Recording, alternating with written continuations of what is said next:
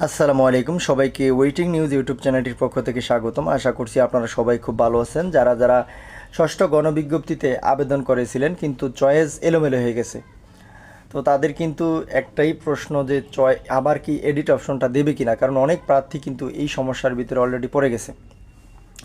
তো তাদের উদ্দেশ্যে কিন্তু এনটিআরসি সচিব স্যার কিছু কথা বলেছেন। এই ভিডিওতে পুরো যদি আপনি দেখেন তাহলে বুঝতে পারবেন, এবং আপনাদের এখন করণীয় কী এবং পঞ্চম গণবিজ্ঞপ্তিতে কি চয়েস রিওয়ার্ডের সুযোগ দিয়েছিল কিনা সেটাও এই ভিডিওতে বলবো, এবং এই ষষ্ঠ গণবিজ্ঞপ্তি চলমান এটা দেওয়ার সুযোগ কতটুকু সেটাও কিন্তু আলোচনা করা হবে। তাই বলবো যে ভিডিওটি না টেনে সম্পূর্ণ দেখবেন। চ্যানেলে নতুন থাকলে চ্যানেলটি সাবস্ক্রাইব করে দিয়ে আমাদের সাথে যুক্ত থাকবেন সবসময়, কারণ আমরা সর্বপ্রথম আপনাদের জন্য আপডেট নিউজগুলো সবার আগে এই চ্যানেলে প্রকাশ করি।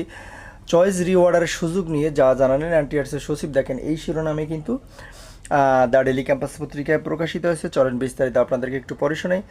সেটা হচ্ছে ষষ্ঠ গণবিজ্ঞপ্তিতে আবেদন করতে গিয়ে অনেক প্রার্থী প্রতিষ্ঠান পছন্দক্রম ভুল দিয়েছেন। এসব প্রার্থীর আবেদনের প্রেক্ষিতে পরবর্তী করণীয় ঠিক করা হবে। অর্থাৎ যারা যারা আবেদন করেছেন, আমাদের চয়েস এলোমেলো হয়ে গেছে, আমাদের চয়েস লিস্ট আবারও এডিট করার অপশনটা দেওয়া হোক। তাদের আবেদনের প্রেক্ষিতে এবং এনটিআরসি এর সম্মিলিত সিদ্ধান্ত অনুযায়ী কিন্তু এটা পরবর্তী পদক্ষেপ নেওয়া হবে।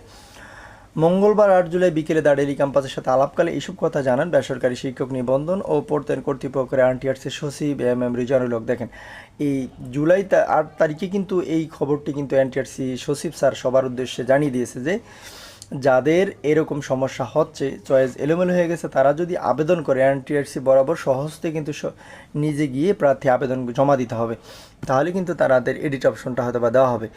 এনটিআরসির সচিব জানান যাদের চয়েস দিতে ভুল হয়েছে তাদের অনেকেই আবেদন করেছেন, তবে এখনও তাদের বিষয়ে কোনো সিদ্ধান্ত হয়নি। সার্বিক বিবেচনায় আবেদনকারী প্রার্থীদের চয়েস রিওয়ার্ডের সুযোগ দেওয়া হতে পারে। এরপরে কি লেখা আছে, সবাইকে চয়েস ওয়ার্ডারের সুযোগ দেওয়া হবে কিনা এমন প্রশ্নের জবাবে এম রিজানুল হক আরও বলেন, সামগ্রিকভাবে সবাইকে সুযোগ দেওয়া হবে না, সুযোগ দেওয়া হবে কেবলমাত্র যারা আবেদন করেছেন তাদের দেওয়া হবে।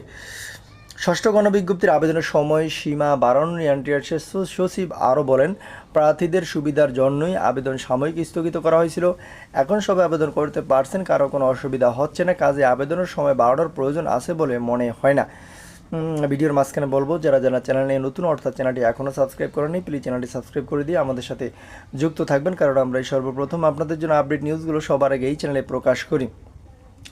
এর আগে সারা দেশের এমপিওভুক্ত বেসরকারি শিক্ষা প্রতিষ্ঠানগুলোতে 1,18,22 জন শিক্ষক নিয়োগ দেওয়ার লক্ষ্যে ষষ্ঠ গণবিজ্ঞপ্তি প্রকাশ করে বেসরকারি শিক্ষক নিবন্ধন ও প্রত্যয়ন কর্তৃপক্ষ এনটিআরসি। গত 22 জুন থেকে শুরু হওয়া এই আবেদন 10 জুলাই রাত 12টা পর্যন্ত চলার কথা রয়েছে। আবেদন ফি জমা দেওয়ার সময়সীমা নির্ধারণ করা হয়েছে 13 জুলাই পর্যন্ত।